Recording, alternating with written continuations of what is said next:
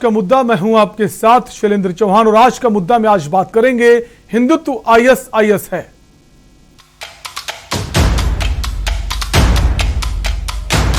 एक पेज है या एक सफा है जिसका हम समर्थन नहीं करते, फिर आगे बात करेंगे। ये आज कांग्रेस पार्टी की विचारधारा है।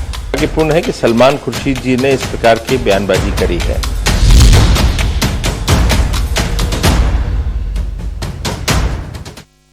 एक तरफ देश में कांग्रेस अपने खो चुके जनाधार को खोजने के लिए पूरी ताकत लगा रही, तो दूसरी तरफ कांग्रेस के पुराने नेता कांग्रेस की कब्र खोदने में जुटे हुए हैं। बैठे बिठाए बीजेपी को चुनावी मुद्दा दे दिया है। और आपको बता दें, कांग्रेस नेता सलमान खुर्शीद की किताब सनराइज ओवर अयोध्या पर हंगामा हो गया है। दरअसल खुर्शीद ने इस किताब में हिंदुत्व की तुलना आतंकी संगठन आईएसआईएस और बोको हरम से की है। खुर्शीद की यह किताब बुधवार को लॉन्च हुई है और 24 घंटे के अंदर ही उनके खिलाफ दिल्ली पुलिस में शिकायत भी हो गई। अब खुर्शीद की किताब को लेकर सियासी तूफान खड़ा हो गया है। बीजेपी ने किताब के बहाने पूरी कांग्रेस को घेरा है। यूपी में चुनाव से पहले हिंदू मुस्लिम का जिन्न फिर से बाहर आ गया है। इसी पर हम बात करेंगे, उससे पहले ये रिपोर्ट देखिए।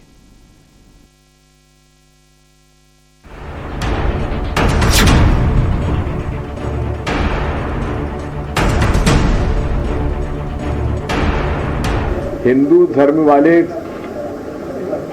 आतंकवादी पकड़े गए हैं, सब संघ के कार्यकर्ता रहे हैं किसी न किसी।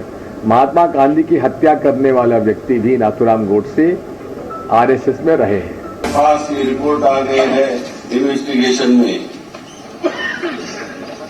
ये भारतीय जनता पार्टी हो या आरएसएस के हो, उनके जो ट्रेनिंग कैंप्स है वो हिंदू टेररिज्म बढ़ाने का काम देख रहे हैं। Is that right-wing fundamentalist groups are suspected to be behind some bomb blasts. किसी भी कोर्ट का निर्णय होता है तो उस निर्णय में ये जरूरी नहीं कि अगर किसी को सजा नहीं होती तो इसका मतलब उसके संदर्भ में ऐसी मामला नहीं था। ऐसा तो सुना आपने, कभी भगवा आतंकवाद, कभी हिंदू आतंकवाद। कांग्रेस में हिंदुत्व के खिलाफ बोलने वाले और हिंदुओं की तुलना आतंकियों से करने वाले बयान बहादुरों की कमी नहीं है। लेकिन अब कांग्रेस नेताओं ने अपनी कलम से भी हिंदुत्व की तुलना आईएसआईएस और बोको हरम से करनी शुरू कर दी है, जिसको लेकर कांग्रेस अब बुरी तरह फंस गई है।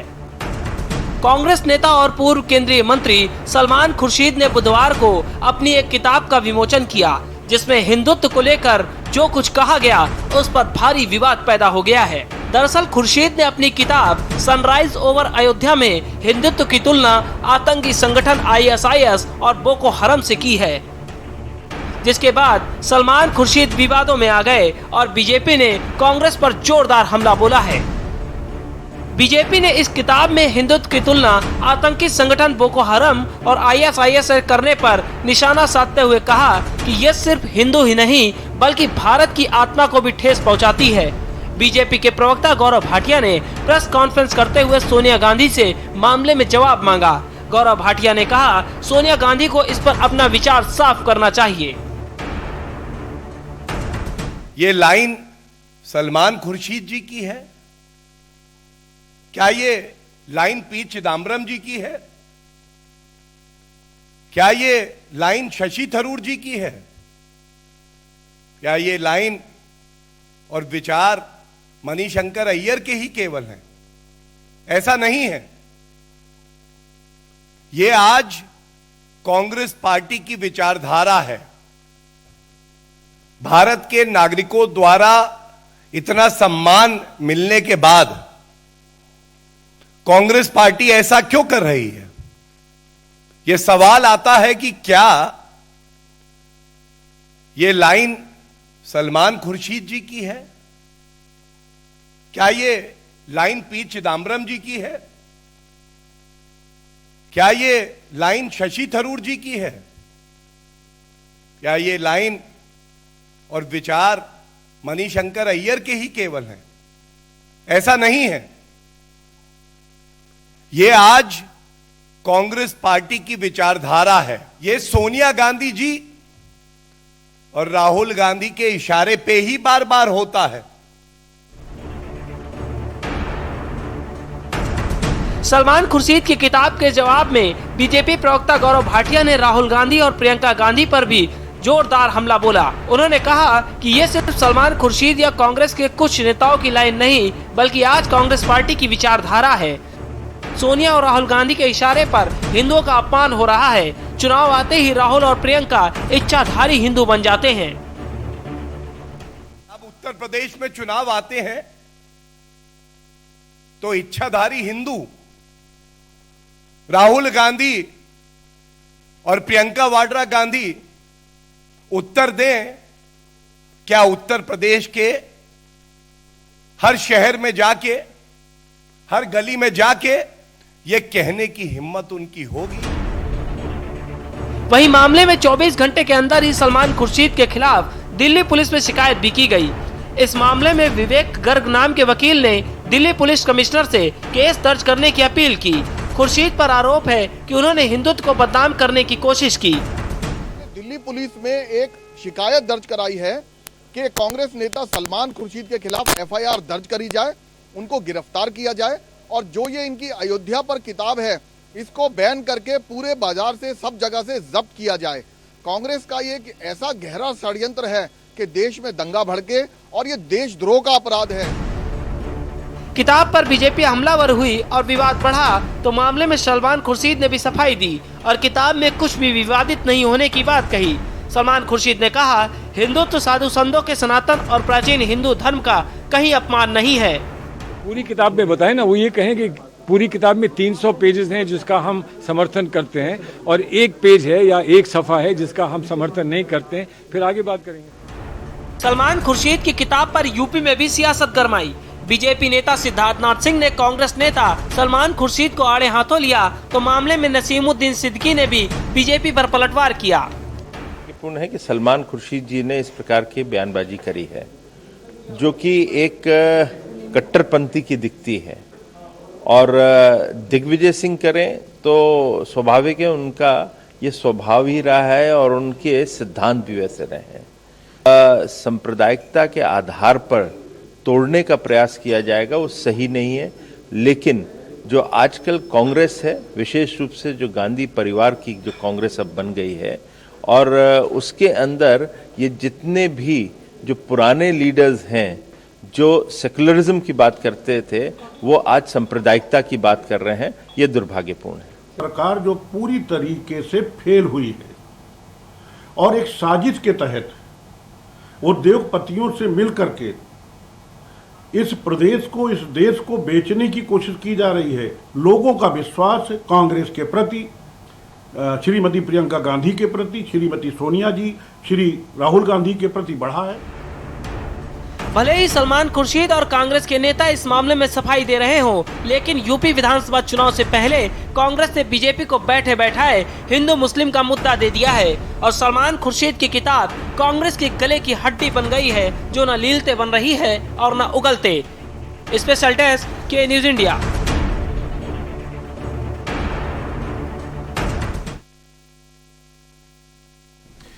तो आपको बता दें, सलमान खुर्शीद जो हैं पूर्व विदेश मंत्री रह चुके हैं, पूर्व कानून मंत्री रह चुके हैं और बहुत नाप तोल कर अपनी बात को ये कहते हैं और ऐसे में उनका यह बयान आना अपने आप में कई सवाल खड़े करता है, जिसको लेकर अब राजनीति तेज हो गई है। तमाम सारे बीजेपी के बड़े बड़े नेता आरोप लगा रहे कि कांग्रेस पार्टी जो है अब तुष्टीकरण की राजनीति पर उतर आई है, हिंदुओं को बदनाम कर रही है, हिंदुत्व को बदनाम कर रही है। इसके अलावा अगर बात करें तो पी चिदम्बरम भी इस मौके पर मौजूद थे जब इस किताब का विमोचन हो रहा था। इसके अलावा कई और बड़े कांग्रेस के नेता भी मौजूद थे। अगर बात करें दिग्विजय सिंह जो मध्य प्रदेश के पूर्व मुख्यमंत्री हैं, वो भी मौजूद थे। उनकी उपस्थिति में इस तरह की किताब में लिखा जाना और किताब के बारे में डिफेंड करना भी काफी सवाल खड़े करता है। एक निजी चैनल पर बात करते हुए सलमान खुर्शीद ने यह भी कहा कि लोगों को ये वही सवाल करेंगे जिन्हें हिंदुत्व की समझ नहीं है, जिन्हें हिंदू धर्म के बारे में नहीं पता है, इस्लाम धर्म के बारे में नहीं पता है, वही सवाल खड़े करें। लेकिन आप आईएसआईएस और बोको हरम से कैसे तुलना कर सकते हैं? फिलहाल जो बड़े नेता हैं इस पर चुप्पी साधे हुए, इसी पर हम बात करेंगे। हमारे साथ कई खास मेहमान जुड़ गए हैं। सबसे पहले आपका उनसे तारुफ करा देते हैं। हमारे साथ हनुमंत राव हैं, वरिष्ठ पत्रकार हैं। सर स्वागत है आपका। इसके साथ ही मनोज यादव है, समाजवादी पार्टी से प्रवक्ता है। सर आपका भी स्वागत है। और विनय राज सिंह चंदेल कांग्रेस प्रवक्ता हैं। सर आपका भी स्वागत है। और आलोक वर्मा बीजेपी प्रवक्ता हैं, आपका भी स्वागत है। मौलाना फहीम मुस्लिम धर्मगुरु हैं, सर आपका भी स्वागत है। और शिशिर चतुर्वेदी हिंदू नेता भी हमारे साथ जुड़ गए हैं। सबसे पहले विनय राज जी, आप लोग बीजेपी को बदनाम करते हैं। आप लोग कहते हैं भारतीय जनता पार्टी जब चुनाव नजदीक आता है तो वो हिंदू मुस्लिम की राजनीति शुरू कर देती है, लेकिन अब आपके एक वरिष्ठ नेता की तरफ से एक किताब लॉन्च की जाती है जिसका जो चैप्टर नंबर 6 है, उसका नाम भी, अगर उस किताब के अंदर हम ना जाएं तो उसका नाम जो है द सैफरॉन स्काई, मतलब भगवा आसमान। पहले वो, उसके बाद उसके अंदर आप लिखते हैं कि इस्लामिक स्टेट से तुलना करते हैं हिंदुत्व की, और जो बोको हरम जो जिहादी संगठन है उससे तुलना करते हैं। क्या आप इससे सही मानते हैं? आपसे जानना चाहेंगे। देखिए, इस विषय में मुझे कहना है, ये मसला कल से नहीं शुरू हुआ है। ये 2013 और 14 के बीच में एक यूनिवर्सिटी हिंदुस्तान में बनी, अदरस यूनिवर्सिटी का सर्जन हुआ भारतीय जनता पार्टी, आरएसएस, और जो सत्ता में काबिज होने का जो प्रयत्न भारतीय जनता पार्टी कर रही थी, एक यूनिवर्सिटी का सर्जन हुआ। और वो दिखती नहीं यूनिवर्सिटी, वो है व्हाट्सएप यूनिवर्सिटी। उस व्हाट्सएप यूनिवर्सिटी ने पूरे देश का मानस इस तरीके से सबसे पहले टारगेट किया कांग्रेस को। कांग्रेस की हमारी श्रीमती गांधी, जो मैडम गांधी हैं, वो जो जिनके पति की किस निर्मम हत्या हुई इस देश ने देखा है, उस बेवा महिला पर किस तरीके से उनके नाम को बिगाड़ना, कहीं एंटीनो माइनो, इनके फैमिली ये कहाँ काम करती थी, क्या करती थी, किस तरीके से एक महिला जब भारत में आकर एक भारतीय से शादी करती है और भारतीयता के उन आदर्शों के तहत रहती है, इसके बाद ये सब सिलसिले शुरू हुए।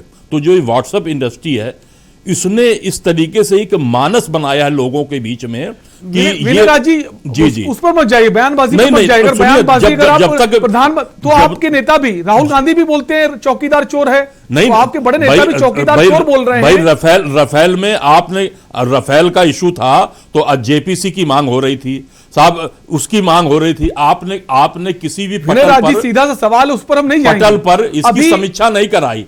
तो कहीं ना कहीं देखिए, आपको लग रहा था कि जिस तरीके से हमने ये 500 करोड़ का जो रफेल था, जो 1600 करोड़ का मैंने खरीदा है, तो ये जो 1000 करोड़ रुपया बढ़ा है, जो इसमें जो बंदर बाट हुआ है, इसमें सर रफेल के मुद्दे पर डिबेट नहीं कर रहे हैं, उस पर किसी और करने के लिए अभी जो बात हो रही, जो बयान जो किताब में चर्चा की गई है, इस्लामिक स्टेट से हिंदुत्व की तुलना की गई है, देखिए बोको हरम से तुलना की गई, इसको आप सही ठहराते हैं? जो देखिए 300 पन्ने की किताब है, उसको ना मैंने पढ़ा है ना आपने पढ़ा है। उसका एक पैरा है, वो पैरा जो जिसको हाईलाइट किया गया है कि उसकी तुलना इससे की गई, उससे की गई, लेकिन उसका सार देखिए ना, वो जो पूरी जो एक 300 पन्ने की बुकलेट है, उसको जब शुरू से आप पढ़ेंगे, क्योंकि मैंने पढ़ा नहीं और शायद आपने और जितने लोग डिबेट में बैठे हैं किसी ने, देखिए सर पूरी किताब किसी ने नहीं पढ़ी, किसी ने नहीं पढ़ी है, लेकिन कहीं ना कहीं वो कैसे कनेक्ट कर रही है, अगर वो उसका कनेक्शन किस तरीके से, वो शब्द कैसे आए हैं, ये चूंकि मैंने देखा नहीं है। लेकिन हिंदुत्व देखिए, जो मैं भी हिंदू हूं, हिंदुत्व पे आक्षेप या इस तरीके से कहना वो तो निंदनीय है, लेकिन वो किस सार में कहा गया, किस संदर्भ में कहा गया, उसको भी समझना बहुत आवश्यक है। उसको बगैर समझे हुए, ठीक है, उसको हटा देते हैं। पी चिदम्बरम अगर उसी मौके पर मौजूद थे, वो उसी वक्त बयान देते हैं, 1992 घटना का जिक्र करते हैं कि 1992 में जो हुआ गलत हुआ। खैर वो गलत हुआ, लेकिन उसके बाद वो बोल रहे हैं जो 300 लोग आरोपी जो थे बरी कर दिए गए, वो गलत है। उन्होंने ये भी कहा किसी ने जैसिका को मारा ही नहीं, ऐसे ही किसी ने बाबरी मस्जिद को ध्वस्त ही नहीं किया। ये सब बातें ऐसे मौके पर करना आपको लगता है उचित है? आपके वरिष्ठ नेता है पी चिदम्बरम, कितने बार के मंत्री रह चुके हैं, फाइनेंस मिनिस्टर रह चुके हैं, बड़े बड़े नेता मौजूद थे। अगर वो इस तरह की बातें कर रहे हैं तो वर्तमान में जो कांग्रेस का प्रतिरूप हम देख पा रहे हैं, उसको कितने नुकसान पहुंचेगा? या फिर आप उतर आए इसी पर कि हिंदू मुस्लिम के जरिए हम चुनाव में जीत हासिल कर सकते हैं, बाकी मुद्दे साइडलाइन कर दें? देखिए, उन्होंने जो ये किताब लिखी है, अब किताब से ही ये सवाल खड़े हुए हैं जी। और चूंकि उसके विमोचन में ये लोग भी उपस्थित थे, तो क्या बोला गया है, किस तरीके से मैंने भी देखा है, क्योंकि वो चंद शब्दों का मैंने सुना है, लेकिन वो जो पूरा सार है उसकी सच्चाई तभी। पूरा सार की बात ही नहीं हो रही, लेकिन चंद शब्द आप ऐसे कैसे यूज कर सकते हैं? आप इस्लामिक स्टेट से हिंदुत्व की तुलना कैसे कर सकते हैं भाई? आप इसे डिफेंड कर रहे हैं बैठ के ऐसे? आपकी बड़ी नेता जो हैं प्रियंका गांधी वाड्रा, जरा सी बात पर ट्वीट कर देती हैं। लखीमपुर का मामला होता है, ट्वीट करती हैं। गन्ना मूल्य की वृद्धि होती है, ट्वीट कर देती हैं। अब उन्हें क्या हो गया? उन्होंने किताब के मुद्दे पर किसानों पर जीप चलाएंगे। नहीं, वो गलत है, वो गलत है। लेकिन जो चीज गलत है वो गलत कही जाएगी। आज उनके नेता ने गलत किया, उस पर भी बोलना चाहिए ना। लेकिन ठीक है, मैं आपसे कह तो रहा हूं ना, ठीक है, कि वो जो एक लाइन है उसको केवल हाईलाइट किया जा रहा है। हमारे साथ बाकी नेता भी हैं, उनके पास भी आएंगे। आलोक वर्मा जी हैं, बीजेपी प्रवक्ता हैं। आलोक जी, आपकी पार्टी पर आरोप लगते हैं कि जब ये चुनाव नजदीक आते हैं हिंदू मुस्लिम की बात की जाती है। अभी कुछ दिन पहले हमने कार्यक्रम किया था कैराना पर, जब मुख्यमंत्री योगी कैराना पहुंचे थे तो उसको लेकर भी राजनीति तेज हो गई थी कि अब मुख्यमंत्री कैराना का मुद्दा उठा रहे हैं। अब कांग्रेस पार्टी की तरफ से एक बड़े नेता की किताब में इस तरह की चीजें अगर सामने आ रही, कैसे देखती बीजेपी पार्टी? मैं तो यही कहूंगा कि धीरे धीरे सारे चेहरे नुमाया होते जा रहे हैं।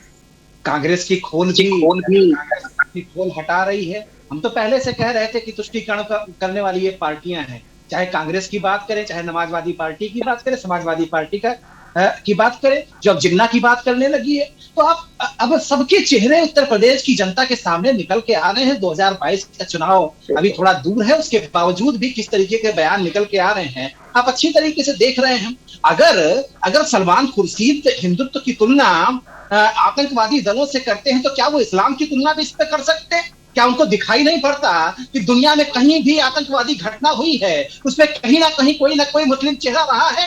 क्या उस पर उन्होंने एक किताब में कुछ लिखने की जरूरत की? नहीं करेंगे, ये नहीं करेंगे, इनमें से कोई कुछ नहीं करेगा।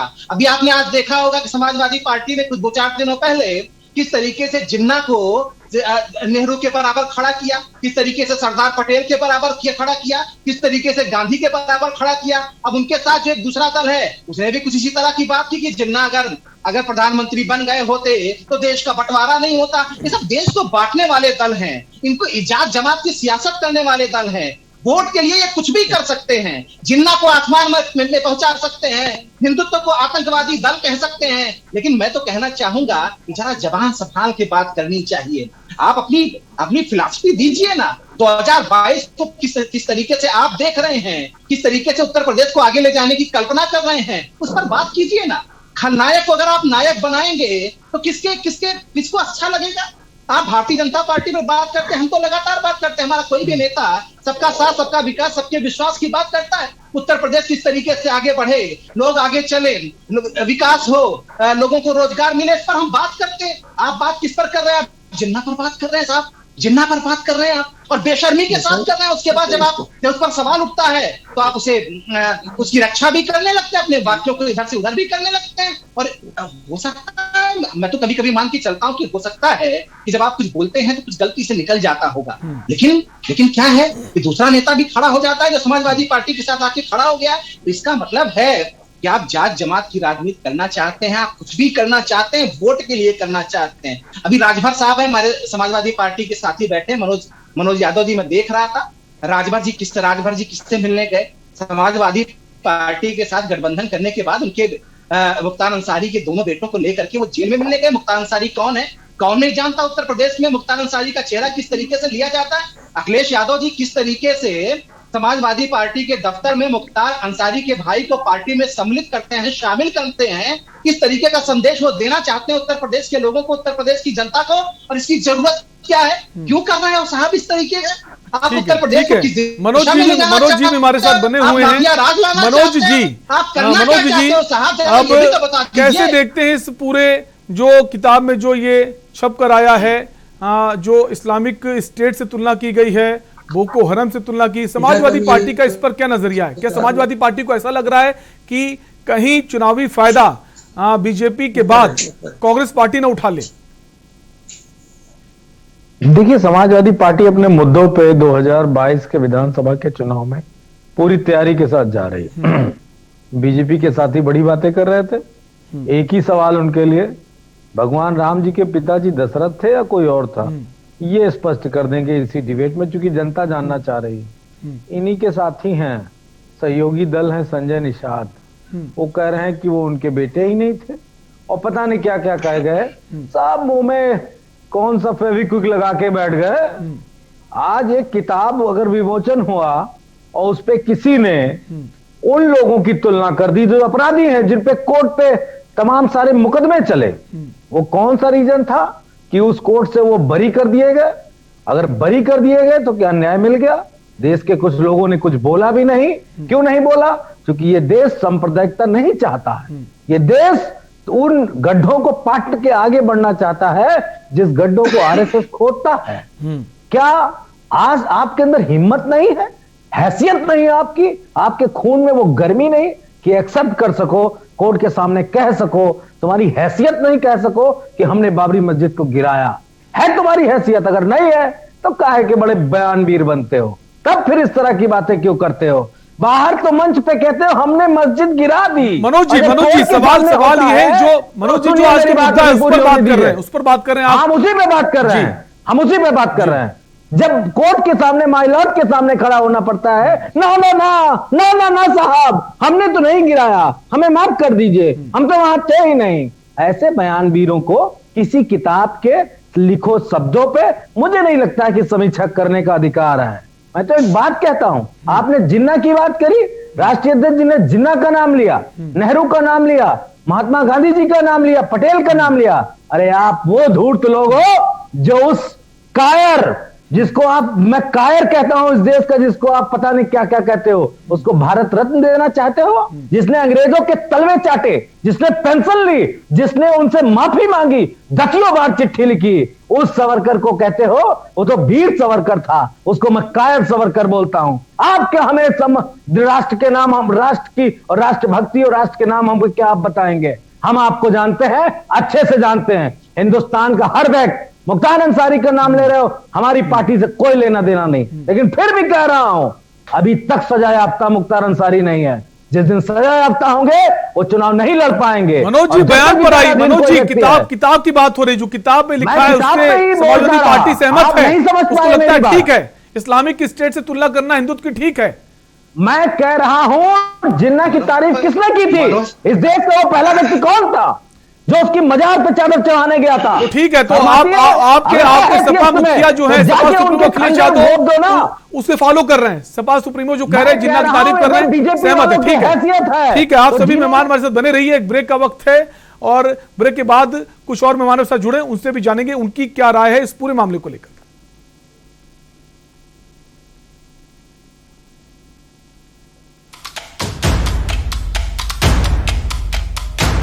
एक पेज है या एक सफा है जिसका हम समर्थन नहीं करते, फिर आगे बात करेंगे। ये आज कांग्रेस पार्टी की विचारधारा है। पूर्ण है कि सलमान खुर्शीद जी ने इस प्रकार की बयानबाजी करी है।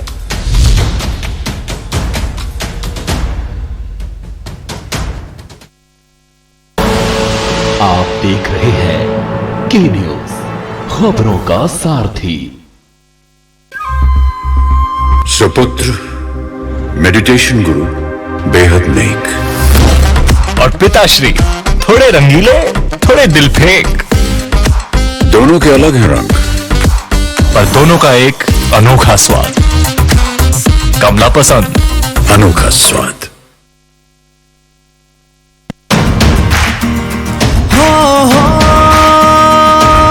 मिलकर अब आगे बढ़ेंगे,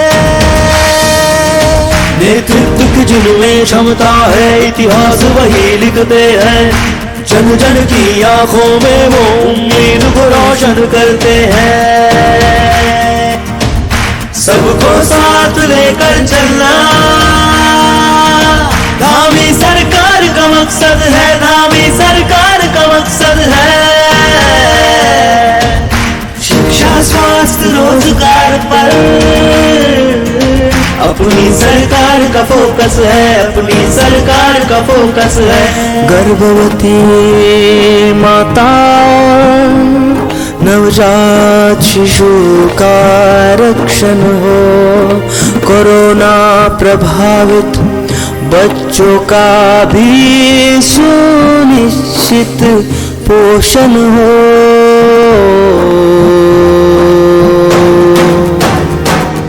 रोजगार भरपूर मिले, कौशल विकास का द्वार खुले, समृद्ध किसान की आय बढ़े, चहुमुखी विकास पहाड़ चढ़े,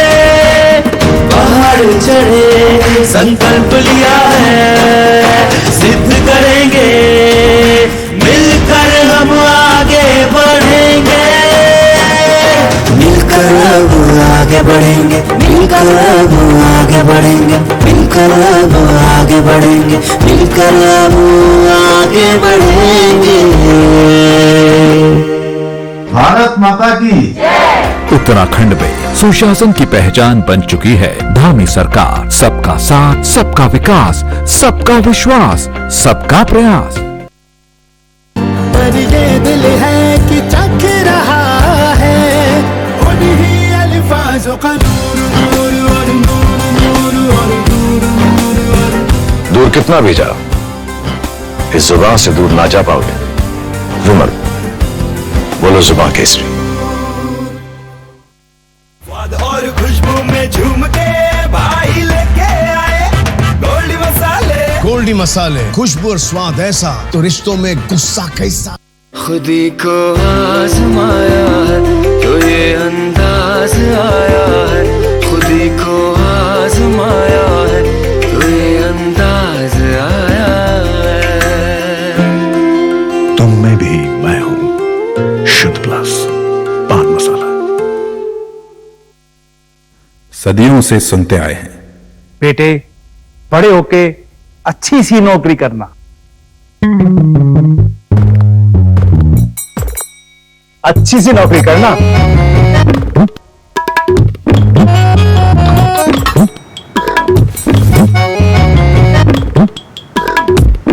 अच्छी सी नौकरी करना।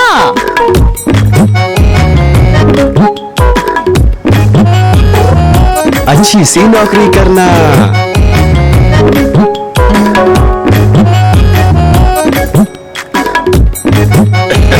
अच्छी सी नौकरी करना।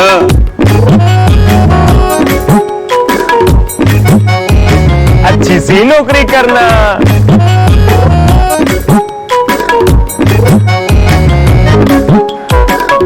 अच्छी सी नौकरी करना।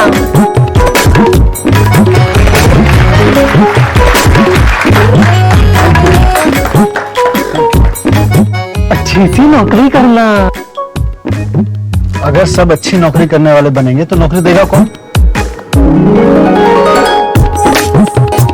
बेटा तुम अच्छी सी नौकरी देने वाला बनना।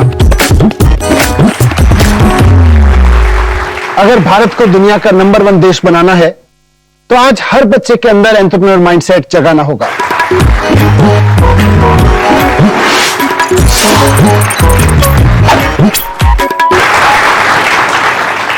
बिजनेस ब्लास्टर्स हमारी एक पहल है जो बच्चों को सिखा रही है कि उन्हें नौकरी ढूंढने वाला नहीं, नौकरी देने वाला बनना है।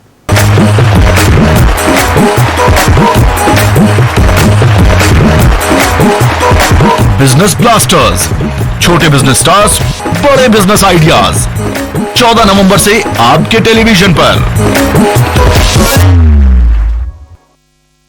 जब पशुओं को मिलेगा प्यार और मिल्को मोर पशु आहार तो दूध बहेगा, मुनाफा बढ़ेगा। मिल्को मोर पशु आहार। आप देख रहे हैं के न्यूज, खबरों का सारथी।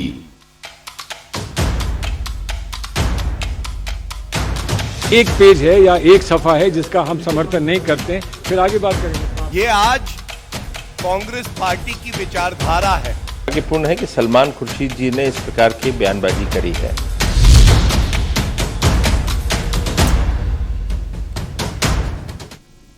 ब्रेक के बाद आपका स्वागत है। आप देख रहे हैं आज का मुद्दा, और आज का मुद्दा में हम बात कर रहे हैं कांग्रेस पार्टी के वरिष्ठ नेता सलमान खुर्शीद का आज किताब का विमोचन था, और किताब का नाम है सनराइज ओवर अयोध्या, जिसके चैप्टर नंबर 6 जिसका नाम है द सैफरन स्काई। उसमें उन्होंने हिंदुत्व की तुलना इस्लामिक स्टेट से की है और जिहादी संगठन बाराक जो बोको हरम है, माफ कीजिए बोको हरम से की है। इसी पर हम बात करें, हमारे साथ कई खास मेहमान बने हुए हैं। हमारे साथ मौलाना फहीम मुस्लिम धर्मगुरु भी जुड़ गए हैं। मौलाना फहीम साहब, आपका बहुत बहुत स्वागत है। मौलाना फहीम साहब, क्या इस्लाम में ऐसा कहीं जिक्र है कि हिंदुत्व जो है वो जिहादी है, वो आतंकवादी है? देखिए, हमारा देश साधु संतों का देश है, ऋषि मुनि और संतों का देश है। यहाँ पे अमन और शांति से हमेशा लोग रहे हैं और आज भी रहना चाहते हैं, लेकिन कुछ लोग इस एकता को, भाईचारे को खंडित करने का प्रयास कर रहे हैं। कुछ मनुवादी लोग या विकृत मानसिकता के लोग इस तरह की हरकतें कर रहे हैं।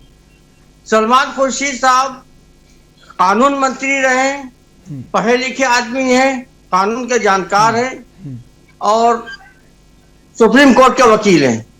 उन्होंने यकीन किताब लिखते वक्त, मैं अपने जाती तजुर्बे से कह रहा हूं कि उनके जहन में साधु प्रज्ञा की भी छवि रही होगी, स्वामी असीमानंद की भी छवि रही होगी और उसके अलावा असीमानंद के अलावा ये आपके जो सरस्वती नरसिंहानंद हैं, इनकी भी छवि रही होगी, कपिल मिश्रा जैसे, और उसके अलावा आपके अमिताभ ठाकुर जैसे जो मंत्री बने हुए बैठे हैं, इनकी भी छवि रही होगी, जो नारे लगा रहे थे कि मुल्लों के खिलाफ है।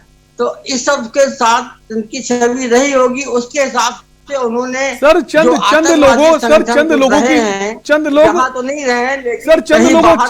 चंद नाम आपने गिनाए।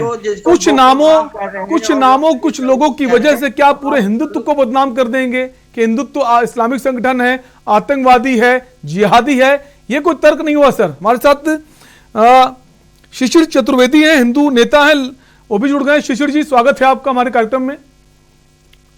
शिशिर जी, जैसा आपने सुना फहीम साहब का जो वक्तव्य है, जो तर्क है, उनका कहना है कि तमाम सारे नाम उन्होंने गिनाए, निश्चित रूप से जो नाम गिनाए वो लगातार अपनी बयानबाजी के लिए मशहूर हैं, लेकिन इसका क्या ये मतलब है कि आप पूरे हिंदुत्व को कटघरे में खड़ा कर देंगे, उस पर सवाल खड़े कर देंगे, उसको आतंकवादी संगठन के नाम से जोड़ देंगे? कितना सहमत है? देखिए, बड़ा धैर्य के साथ मैं बताना चाहता हूं, बयानों की कड़ी से जोड़ता हूं। कांग्रेस के प्रधानमंत्री, पूर्व प्रधानमंत्री जो देश के रहे, कांग्रेस के द्वारा दिए गए, उन्होंने कहा था, मनमोहन सिंह जी ने, कि भारत के संसाधनों पर पहला हक मुसलमानों का है। एक बयान। सलमान खुर्शीद जी की धर्मपत्नी, इनका जो एनजीओ था, ये अपाहिजों का पैसा चोरी करने, मारने में पकड़ा जाता, उसकी शिकायतें आती है। इसी लखनऊ में बैसाखी के सारे चलने वाले अपाहिज यहां पर जुलूस निकाल के विधानसभा तक जाते हैं। इसी कांग्रेस ने कहा था भगवान राम का कोई अस्तित्व नहीं है। इन्हीं की उसमें सरकार में जब हिंदुस्तान पाकिस्तान का वार होता है, वार में लाखों सैनिकों की जो बलि चढ़ती है, हजारों लाखों सैनिक हमारे बलिदान हो जाते हैं। पाकिस्तान दो टुकड़ों में होता है और कांग्रेस के लोग कहते हैं कि आयरन लेडी थी इंदिरा गांधी। आप बताइए, एक के बाद दूसरा इस्लामिक मुल्क बन गया, हिंदुओं को इस देश के हिंदुओं को क्या मिला? इस देश के हिंदू बलिदान हो गए, सैनिक हमारे, और इस देश को उससे क्या मिला? जो बंटवारा हुआ, आज तक हमारे देश के जो बड़े बड़े मंदिर हैं वो आज सरकारी निगरानी में, जो बड़े बड़े मंदिर हैं, जितने चर्च हैं बड़े, जितनी जो मजारे हैं, मस्जिदें हैं, वो सब की सब सरकार से उसका कोई लेना नहीं। वो आजादी से अपने चर्च में क्या कहते हैं, बाइबल पढ़ाती है, अपना धर्मांतरण का खेल चलाते हैं, और मस्जिदों से और मजारों से और आपके क्या कहते हैं मदरसों से वहां धर्मांतरण का खेल चलता है। मौलवी मौलाना पकड़े जाते हैं। आप सोचिए, 20 अप्रैल 2019 को सलमान खुर्शीद जी ने एक बयान दिया था, उन्होंने कहा था योगी आदित्यनाथ जी के लिए कि योगी जी रिश्ते में तो हम तुम्हारे बाप लगते हैं। ये सलमान खुर्शीद जी दो देश के विदेश मंत्री रहे, कानून मंत्री रहे, उनके इस तरीके से बयान आते हैं। आप बताइए बंटवारे से इस देश के हिंदुओं को क्या मिला? केवल एक सेकुलर हिंदू देश, सेकुलर देश जो मिला, हिंदुओं को कुछ भी नहीं मिला इस बंटवारे से। जो बंटवारे के समझौता कांग्रेसियों के द्वारा किया गया, जो जब इस देश का बंटवारा हुआ उस दरमियान कांग्रेस की नाक के नीचे कितने कांड हुए। डायरेक्ट एक्शन जिन्ना की, उस नीति का सपोर्ट किसने किया? समाजवादियों ने भी किया। जिन्ना का वो ठीक है, बंटवारे से पाकिस्तान को भी कुछ नहीं मिला सर, उस पर नहीं जाएंगे। बंटवारे से पाकिस्तान को भी कुछ नहीं मिला और आज हम कहीं ज्यादा बहुत आगे हैं, उस पर हम नहीं जाएंगे। हमारे साथ हनुमंत राव जी हैं, वरिष्ठ पत्रकार हैं। सर आप ही के पास आएंगे, आपने सबको सुना, आपने किताब में क्या छपा वो भी देखा और हमारे जितने भी गेस्ट हैं जो मेहमान हैं उनको भी सुना। सर आपका क्या मानना है? जैसा कि हम चर्चा करते रहते हैं, जैसे जैसे चुनाव नजदीक आते हैं वहीं कहीं ना कहीं हिंदू मुस्लिम फिर से छिड़ जाता है, क्या सर इस बार भी वही है कि कुछ और है? नहीं, देखिए, जहां तक सलमान खुर्शीद की किताब का मामला है 300 पन्नों में एक पैराग्राफ पर जो विवाद उठ रहा है, तो मेरे विचार से ये सलमान खुर्शीद का ही एक निजी मामला है। उनका अपना फायदा है कि आज पूरे राष्ट्रीय मीडिया में, प्रादेशिक मीडिया में इस मुद्दे पे डिबेट हो रही है, किताब अच्छी बिकेगी और सलमान खुर्शीद को इसका लाभ होगा। कांग्रेस पार्टी से इसका कैसा संबंध है मुझे नहीं समझ में आ रहा है। बहुत सारे हमारे साथी कह रहे हैं कि भाई जो किताब बिकेगी उसका कोई पैसा कांग्रेस पार्टी के फंड में तो जा नहीं रहा है। और देखिए, इस तरह की जो घटनाएं होती हैं उसको तत्काल किसी से जोड़ देना, भाई अगर कुलदीप सेंगर कोई गलती करते हैं, कोई अपराध करते हैं, तो उसके लिए पूरी बीजेपी थोड़ी दोषी हो जाती है। हम ये रेटरिक क्यों फैलाते हैं कि साहब बीजेपी है? देखिए ठीक है, सार्वजनिक जीवन में है और उनको अपनी बात, जैसे सलमान खुर्शीद की बात है, पढ़े लिखे सभ्य नेता हैं, उनको मैंने उनकी किताब तो नहीं पढ़ी है, लेकिन अगर उन्होंने हिंदुत्व की तुलना बोको हरम से की है तो ये मैं इसका स्वागत नहीं करता, मैं इसकी निंदा करता हूं। कारण क्या है कि हिंदू समाज बहुत सहिष्णु समाज है। शब्द चाहे हिंदुत्व हो, चाहे इस्लाम हो, चाहे क्रिश्चियनिटी हो, जैनिज्म हो, बुद्धिज्म हो, ये सारे बड़े पवित्र शब्द हैं और इनकी व्याख्या को या इनके बारे में जब भी किसी को भी बात करनी चाहिए तो बहुत ही संभल करके बात करनी चाहिए, क्योंकि ये सारे शब्द आस्था से जुड़े हुए शब्द हैं। अब मुझे नहीं मालूम है कि उन्होंने हिंदुत्व की तुलना बोको हरम से की है या कुछ अतिवादी संगठनों की तुलना बोको हरम से की है, ये एक बार किताब पढ़ने के बाद ही स्पष्ट होगा।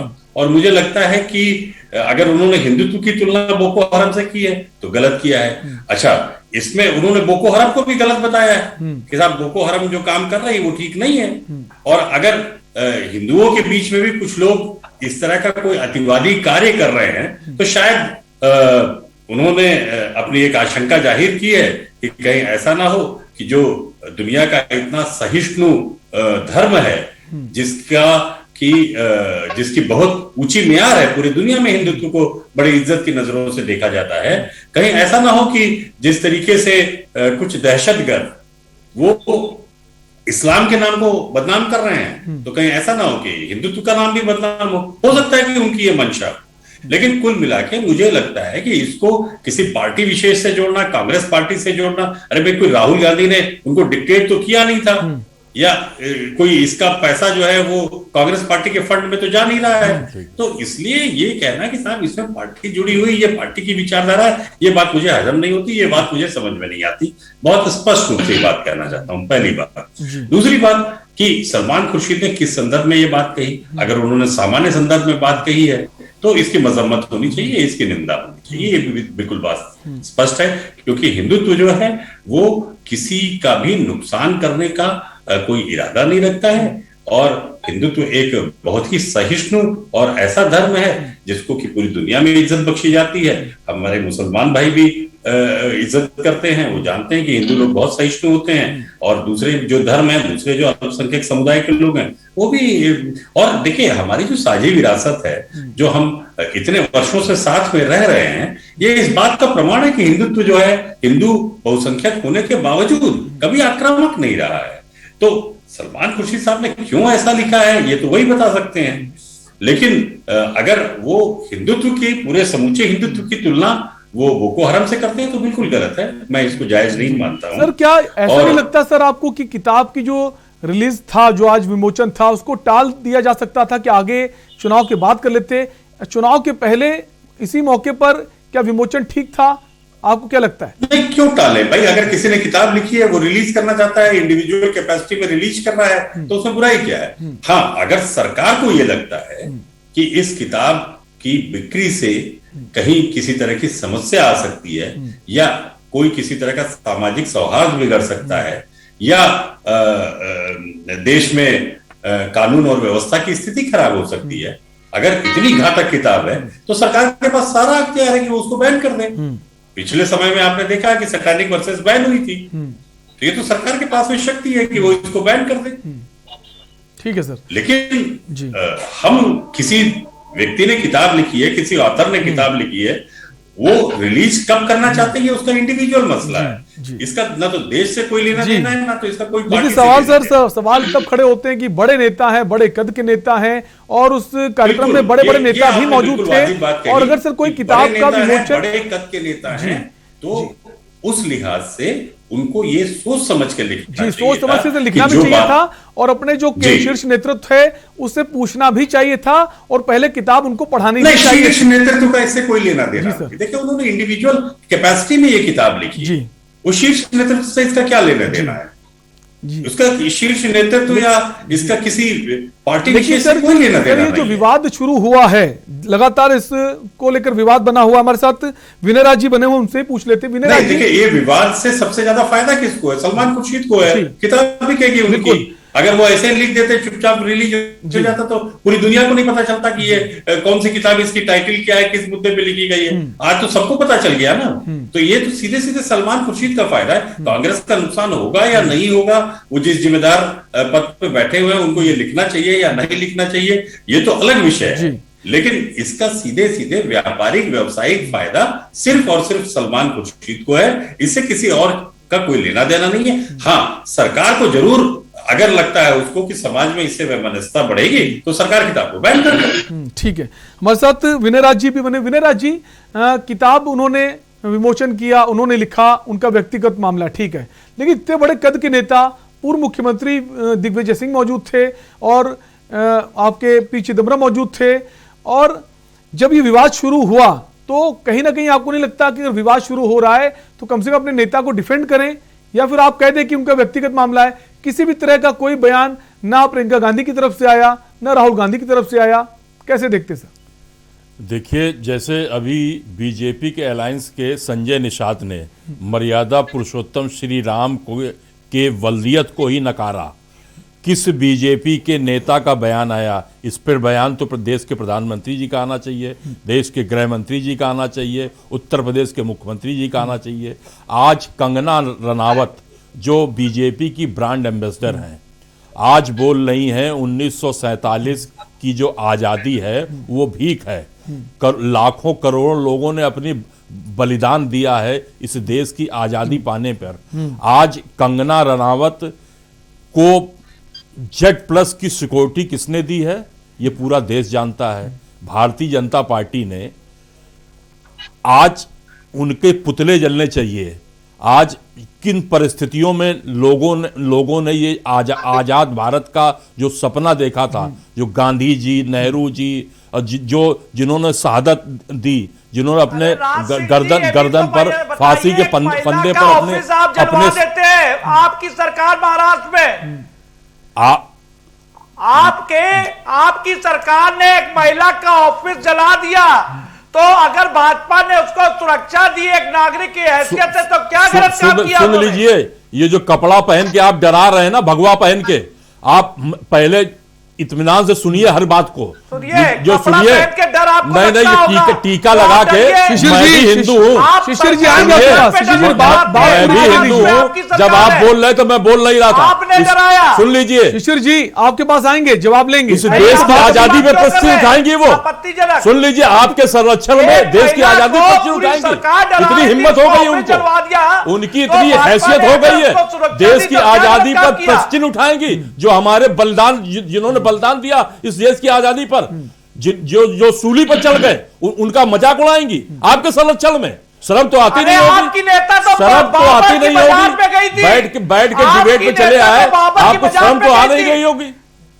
मैं मर्यादा पुरुषोत्तम की बल्दियत पर चैलेंज हो रहा, पे आपकी नेता गई थी। मर्यादा पुरुषोत्तम की बल्दियत पर चैलेंज हो पहले रहा, आपने और दिया आप है। चुपचाप बैठे। शर्म आनी चाहिए आपको, एफिडेविट आप गए, शर्म आप आनी गलत चाहिए जगह पे। आपको। ये जो गिरुआ पहले बैठे हैं शर्म आपको आनी ना, चाहिए। नकली बाबा बने राम बैठे जी हैं के ना, अस्तित्व पे एफिडेविट आपने शर्म तो दिया आई है। नहीं होगी। चुल्लू पर आपकी पानी में नेता डूबिए ने दिया है जाके। अस्तित्व पे। सुनिए, मर्यादा आपकी नेता पुरुषोत्तम ने की बल्दियत पर सुप्रीम चैलेंज कोर्ट हो में रहा एफिडेविट इस दिया देश कि राम नहीं थे। में, तुम्हारे नेतृत्व में, राम जहां जी के डबल इंजन की अस्तित्व पे सरकार है। आपने शर्म तो आ नहीं सुप्रीम आपको। अब मैं बोलना शुरू कर शिशिर जी आपके पास आऊंगा। शिशिर जी उनको बात पूरी कर भगवा लीजिए। पहन के लोगों को जो भयाक्रांत कर रहे हैं ना, जो वातावरण, डीजल अरे पेट्रोल राम को मालूम है जी के पोजीशन अस्तित्व क्या है? इन्होंने लोग भूख से एफिडेविट मर रहे हैं, किया, बेरोजगारी से मर रहे हैं, सुप्रीम कोर्ट में बैठ के पत्रकार लेके आ हुआ भूमि गए, का। भगवा झंडा लेके आ गए। मैं भी मैं हिंदू हूं। राम जन्मभूमि आप का हिंदू है क्या? पत्रकार हूं। आप हिंदू हो क्या? मैं भी ठाकुर क्षत्रिय हूं। बेशर्मी की बात मत करिए। आज लोग किस तरह जीवन जी रहे हैं, पता नहीं कैसे किस ठाकुर दिशा हो। में पहुंचा आप दिया पता नहीं इस कैसे भारत को। ठाकुर आपने हो। शर्म राम के करिए। अस्तित्व को मिटाने वालों बैठ के के साथ पन्ना आप प्रमुख, खड़े हो। कहा के पन्ना शर्म प्रमुख आनी हो, चाहिए। आप कैसे इस ठाकुर हो, पन्ना पता नहीं। प्रमुख हो कि भवन पालक हो? बताओ जरा, कहा के पन्ना पता नहीं प्रमुख हो, कौन से भवन पालक ठाकुर हो? हो। कुछ नहीं है, आप नकली लोग हैं। ठीक है, इस देश को ठीक है। विनय राज जी हिंदुस्तान शिशिर जी शांत हो जाइए। परेशान शिशिर जी करने वाले शांत हो लोग आप जाइए। हैं। शिशिर जी मौका आपको भी दिया गया था, उनको अपनी बात पूरी करने दीजिए। ताली और थाली केवल बजाइए, समझ रहे हैं आप? और दूसरा कोई काम ना करिए, लोगों को लड़वाइए और कुछ ना करिए। जो अमन चैन से लोग 2 जून की रोटी जुटा रहे थे, उनको छिन्न भिन्न करिए। आप भाई भाई को लड़ाइए, अब पद से पत्नी को लड़ाइए, मामा को भांजे से लड़ाइए। यही आपका चरित्र है, समझ रहे हैं? उसी चरित्र के व्यक्ति हैं आप लोग। विनय जी सवाल ये है ना कि सवाल आपका ये था, आप दूसरी तरफ चले गए। हम कंगना रनावत की बात नहीं कर रहे हैं, वो अलग बात है। बात साहब मुद्दे नहीं, बिल्कुल हैं। बिल्कुल वो देश गलत की है। आजादी उन्होंने पर- जो कहा गलत है, नहीं, जो कहा ये गलत बयान आना चाहिए ना, डिबेट साहब इस पे होनी चाहिए। उसमें भी होगी, मर्यादा पुरुषोत्तम राम की बल्दियत को चैलेंज करा जा रहा है। उसमें भी होगी। बीजेपी नाता उससे तोड़ रही। मैं आपके चैनल के माध्यम से पूछ रहा हूं, क्या अलायंस तोड़ रही बीजेपी? ये जो बैठे हैं दोनों लोग, ये बताएं। उस पे भी डिबेट होगी सर, लेकिन अभी सवाल ये है, क्या इतने बड़े नेता ने किताब लिखी है, अगर उस पर हंगामा बरपा हुआ है तो अभी क्या- राव साहब ने तो सारी चीजें स्पष्ट की है। स्पष्ट, लेकिन सवाल बहुत अच्छा एक्सप्लेन किया है। बिल्कुल बता दीजिए बेवजह की लेकिन आप कांग्रेस पार्टी से कोई प्रवक्ता है सर, आपसे सवाल है, क्या वो एक ट्वीट के जरिए डिफेंड कर देती हैं या कह देती है हमारा कोई वास्ता नहीं है, सलमान खुर्शीद के किताब से जो लिखते हैं वो जाने? देखिए, ना वो डिफेंड कर रही है ना उसके खिलाफ बोल रही है। साइलेंट मोड में, साइलेंट मोड होना क्या दर्शाता है सर? आप एंकर हैं जी, आप के न्यूज के एंकर हैं। आप कोई भी चीज इस चैनल के बाहर अगर करते हैं तो आपकी वो व्यक्तिगत कैपेसिटी होती है। उन्होंने 24 अकबर रोड पे ये किताब रिलीज नहीं की है। पहला तो मैं आपको ये समझाने का प्रयास करूं कि 24 अकबर रोड कांग्रेस के दफ्तर में ये किताब रिलीज नहीं हुई है। उनके निजी अपने जिस भी पेशागार में उन्होंने किया हो, वो उनका निजी वो है, समझ रहे? उससे कांग्रेस का कोई लेना देना नहीं है। ये इस पे बयान तो साहब मर्यादा पुरुषोत्तम की वल्दियत वाले पे आना चाहिए ना, देश के प्रधानमंत्री जी का, उत्तर प्रदेश के मुख्यमंत्री जी का। कंगना रावत वाले में कौन बोल रहा है? कौन है माइका लाल? जब कोई बोल रहा है, आपके संरक्षण में ऐसे लोग पल रहे हैं, बढ़ रहे हैं, उनको पुष्पित और पल्लवित किया जा रहा है। 500 आदमी लेके गनर शैडो लेके चल रही कंगना रावत, इनको सिक्योरिटी दिया जा रहा है। तो आपको आप ये मानते हैं? ठीक है सोनू, अभी एक मिसाल मेरी सुन लीजिए। कल ही परसों जो ये पुरस्कार वितरित किए गए हैं, ये जो कौन चयन समिति में बैठा है, कौन लोग बैठे हैं? सोनू सूद नहीं दिखाई पड़ते इस देश के, कि जिसने कोरोना काल में लाखों, किसी एक व्यक्ति को लेकर हम बात नहीं करेंगे, लेकिन उसमें बहुत सारे ऐसे पुरस्कार लोगों को दिए गए हैं, कम 5000 आदमियों को वाकई में उसने देश के हित के लिए काम किया है। संकट के समय वो खड़ा रहा। ऐसे और भी नाम हैं जिन्होंने वाकई में देश के लिए काम किया है, तमाम सारे ऐसे नाम हैं। बिल्कुल, ये क्रिटिसाइज करना, ये सब करना गलत बात है ना। आपको पुरस्कार का सम्मान करना चाहिए, जिनको भी पुरस्कार इस बार दिया गया है। लेकिन सोनू सूद बिल्कुल हो सकता है अगली बार उनको मौका मिले। जनता सलूट करती है, बिल्कुल करती है, हम भी करते हैं। इनके पुरस्कार की आवश्यकता नहीं, जनता हम भी करते हैं। उसको जनता का सलूट चक्र हम भी उसके साथ करते हैं। है। अगली बार हो जनता का सकता सलूट है, चक्र बिल्कुल उसके अगली साथ बार है। हो सकता है उनको भी मिले, उस पर नहीं जाएंगे। ठीक है, हमारे साथ आलोक जी बने हुए हैं। आलोक जी, जो ये बयान जो किताब में छपा है, कांग्रेस पार्टी के बड़े नेता चुप्पी साधे हुए हैं, क्या उनको डर है अगर इस पर डिफेंड करते हैं या इसकी खिलाफत करते हैं तो उनको इस वक्त नुकसान पहुंच सकता है? चुनाव नजदीक हैं और इस वक्त कांग्रेस पार्टी सॉफ्ट हिंदुत्व की तरफ बढ़ रही है, लगातार मंदिरों को दर्शन किए जा रहे हैं। इसके पहले कभी नजारा देखने को नहीं मिला, चाहे वो राहुल गांधी हो, गुजरात चुनाव होते सोमनाथ पहुंच जाते हैं, मध्य प्रदेश में चुनाव होते हैं तो वो महाकालेश्वर पहुंच जाते हैं, काशी विश्वनाथ पहुंच जाते हैं। तो अब वो अभी वैष्णो देवी भी गए थे राहुल गांधी। अब विनय जी सवाल नहीं करेंगे, उनको खराब लगेगा। आप ही से सवाल है, क्या सॉफ्ट हिंदुत्व की तरफ बढ़ चुकी है कांग्रेस और इसको कितना फायदा मिलेगा इस बार? नहीं, वही मैं सुन रहा था, राव सर कुछ बातें कह रहे थे और हमारे कांग्रेस के साथी जो बैठे हैं वो जरूर की बातें कर रहे थे। यहाँ सवाल कुछ था, पहुंच कहीं और जा रहे थे। मुझे लगता है एक मर्यादा होती है और सबसे बड़ी चीज ये है कि राव सर से मैं कहना चाहूंगा कि सार्वजनिक जीवन की एक मर्यादा होती है। हम अपने फेसबुक या ट्विटर पर भी कुछ ऐसी चीजें नहीं लिखते कि उससे किसी धर्म के का या फिर किसी और तरीके से किसी तरीके की वैमनस्यता फैले, उसकी भी एक मर्यादा होती है। और सार्वजनिक जीवन में जब आप हैं तो आपके हर शब्दों का के मायने होते हैं और कहीं ना कहीं और मर्यादा तब होती है जब आप एक राष्ट्रीय पार्टी के बड़े नेता हैं तो आपकी जिम्मेदारी और भी बढ़ जाती है। आपकी जिम्मेदारी बनती है और सवाल उठता है, कहीं ना कहीं सवाल सोनिया गांधी से भी उठेगा, कहीं ना कहीं सवाल प्रियंका गांधी से भी पूछा जाएगा और राहुल गांधी जी से भी पूछा जाएगा। प्रियंका गांधी जी को मुझे याद है कि बनारस में जब रैली की थी तो मंच में किस तरीके से निकल के सामने आई थी, माथे पे उनके टीका था। ये किस तरीके का हिंदुत्व है। और जब इस तरीके की भाषा आप इस्तेमाल करते हैं, आप हिंदुत्व को आतंकवादी, ठीक है, समय का अभाव है, समय का अभाव है। आलोक जी हमारे साथ हनुमंत राव जी बने हुए वरिष्ठ पत्रकार हैं। हनुमंत राव जी, समय का अभाव है, लास्ट कमेंट आपसे जानना चाहेंगे कि आप इस पूरे मामले को किस तरह देखते हैं? क्या जो बड़े नेता हैं, चाहे वो प्रियंका गांधी वाड्रा और राहुल गांधी लगातार ट्वीट करते रहते हैं, सोनिया गांधी हो, क्या उनको ट्वीट के जरिए बोलना नहीं चाहिए कि डिफेंड करें, या फिर बोलते हैं हमारा उससे कोई मतलब नहीं है, व्यक्तिगत राय है? सर डिफेंड तय करेंगे, लेकिन मुझे लगता है कि ये इशू एक ऐसा इशू है, मैंने बिल्कुल स्पष्ट रूप से कहा कि अगर हिंदुत्व की तुलना बोको हराम से की गई है तो ये बिल्कुल गलत है और इसकी मजम्मत मैं खुद भी करता हूँ और सबको करनी चाहिए। क्योंकि हिंदुत्व जो है, हिंदू समाज जो है बहुत ही सहिष्णु समाज रहा है और पूरी दुनिया ये बात जानती है। लिहाजा बिना किसी हिचक के मैं कह सकता हूं कि उनको इस बात के लिए खुद सलमान खुर्शीद को माफी मांगनी चाहिए कि उन्होंने उनको अपना आशय स्पष्ट करना चाहिए। वैसे उन्होंने कहा जरूर है कि 300 पन्ने पे अगर इस एक पैराग्राफ पे किसी को आपत्ति है तो इस पे डिबेट की जा सकती है, यानी कि वो इसको विमर्श के लिए लाना चाहते हैं सामने। तो और शायद वहीं से जो है ये बात उठी है और सारे चैनल आज इस पे डिबेट कर रहे हैं। लेकिन अगर इसको इन टोटलिटी देखा जाए तो मैं सिर्फ इतना कहना चाहूंगा कि इसका एक सीधा फायदा, जो कुछ भी हो रहा है इसका सीधा फायदा व्यक्तिगत कैपेसिटी में सलमान खुर्शीद को हो रहा है। हो सकता है कि इसका कुछ नुकसान कांग्रेस को उठाना पड़े, हो सकता है, ये इट इज क्वाइट पॉसिबल। लेकिन ये पूरा मसला जो है ये सलमान खुर्शीद से जुड़ा हुआ है। अगर आप इसके प्रशासनिक पहलू पे आते हैं तो सरकार इस किताब को बैन कर, बिल्कुल सरकार बैन कर सकती है और व्यक्तिगत रूप से इनको फायदा पहुंच रहा है। इनकी किताब का विमोचन हुआ है, चाहेंगे कि इसके जो नंबर ऑफ सेलर्स हैं वो बढ़े। बहुत बहुत शुक्रिया आप सभी मेहमानों का इस चर्चा में जुड़ने के लिए। तो आप आज का मुद्दा में हम बात कर रहे थे, जो एक किताब जो रिलीज हुई है सलमान खुर्शीद साहब की, उसमें उन्होंने जो लिखा हुआ है 6 चैप्टर में, जो द सैफरन स्काई चैप्टर का नाम है, उसमें उन्होंने हिंदुत्व की तुलना इस्लामिक स्टेट से कर दी है और जो जिहादी संगठन है बोको हराम उससे भी की। इसको लेकर बीजेपी के बड़े बड़े नेता इस वक्त तीखा प्रहार कर रहे हैं। अब बीजेपी कितना भुना पाएगी ये देखने वाली बात है।